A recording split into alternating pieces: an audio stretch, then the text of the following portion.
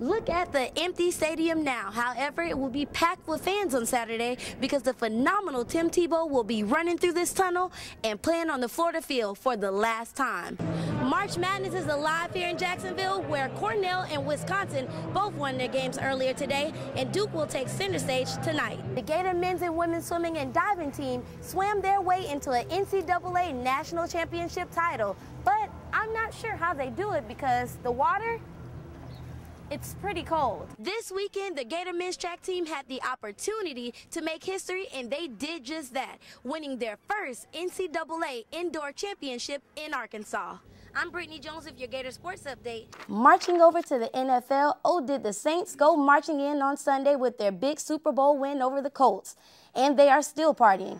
The Gators took on the number 19 Vols last night, and boy, did they dominate the court. When they aren't fighting crime or fighting fires, the Jacksonville police officers and firefighters are taking it to the ring to raise money for charity. Last year, they had a record of 63-5, and this season, they're doing quite well also.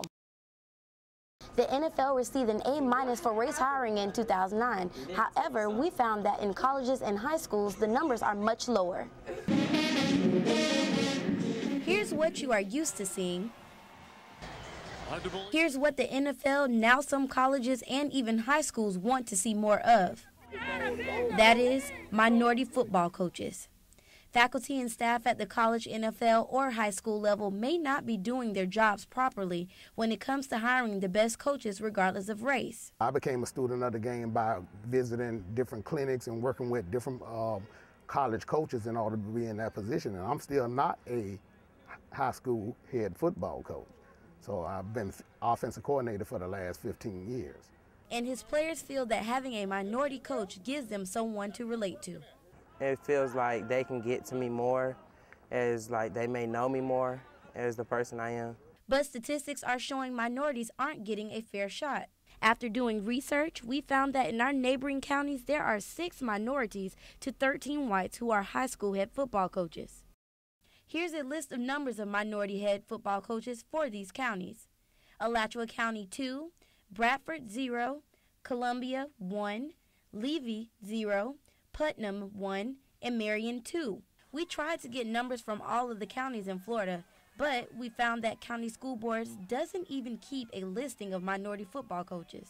The numbers speak for themselves, but some college football players say it's not about race, it's about business. It's more of a business type. It's how much football you know, what's your knowledge in this area, what kind of coach can you be, what kind of people person are you.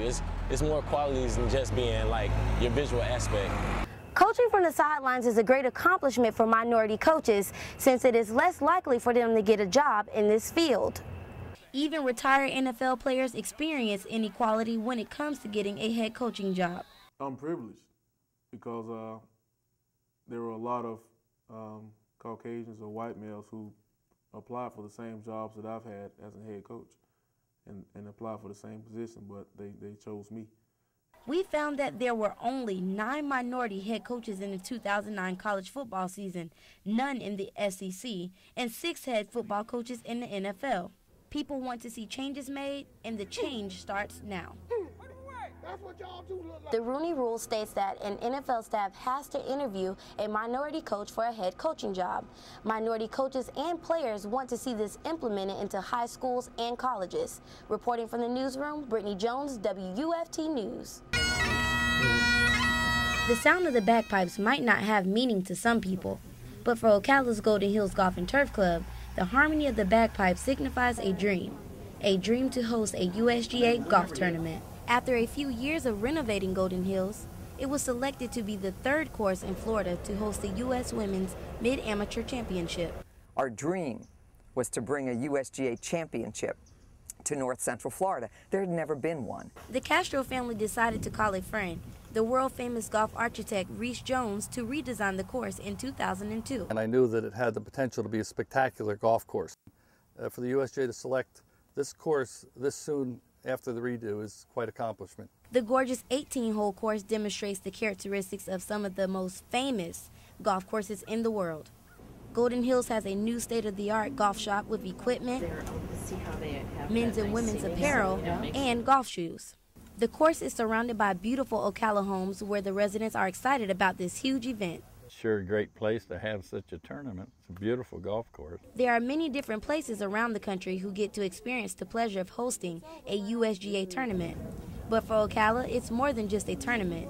It's about creating a new beginning. And so many others in the USGA walk in our clubhouse about 10 days ago.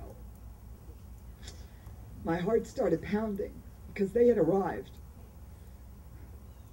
And after 2 years of planning, it was showtime, and the curtain was ready to go up. This golf championship was more than about a perfect venue. It was about a perfect coalition, a winning team that stands ready for the next USGA championship. Thousands of women applied for the championship, but only 132 made the final cut. I'm standing here at Ocala's gorgeous Golden Hills Golf and Turf Club, where one woman will be crowned the 2009 U.S. Women's Mid-Amateur Champion. The two finalists, Martha Leach and Laura Coble, were excited to be the last two golfers in the tourney to play on Ocala's beautiful greens for the trophy. Martha Leach comes from a family of golf, and she showed winning is definitely a family tradition. It's really, it's special, but you know, it means more to me because it has Leach.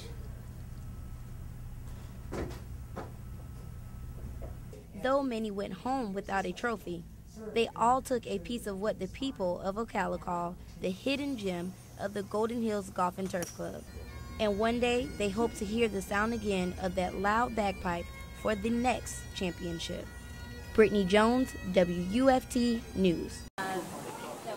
The night before the Monster Energy AMA Supercross event, it's no surprise the #1 racer in the world, James Stewart, found himself surrounded by fans and lots of cameras. They consider me the best in the business right now, and you get used to it. The best in the sport right now, and the first African American to have success at the very top level of any major motorsports association. I'm the Kobe and LeBron.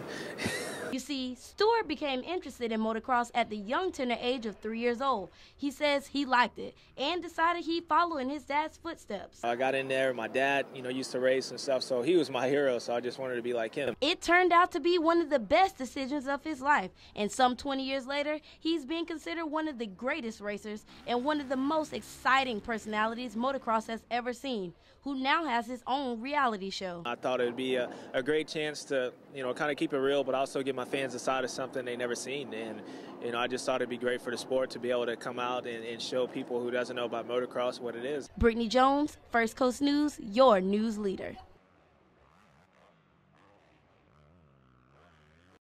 The #1 Gators defeated the Georgia Bulldogs 41-17 in a big SEC rival matchup this weekend. After a 4-game road trip to Clearwater, the Gator softball team will be hitting the field at home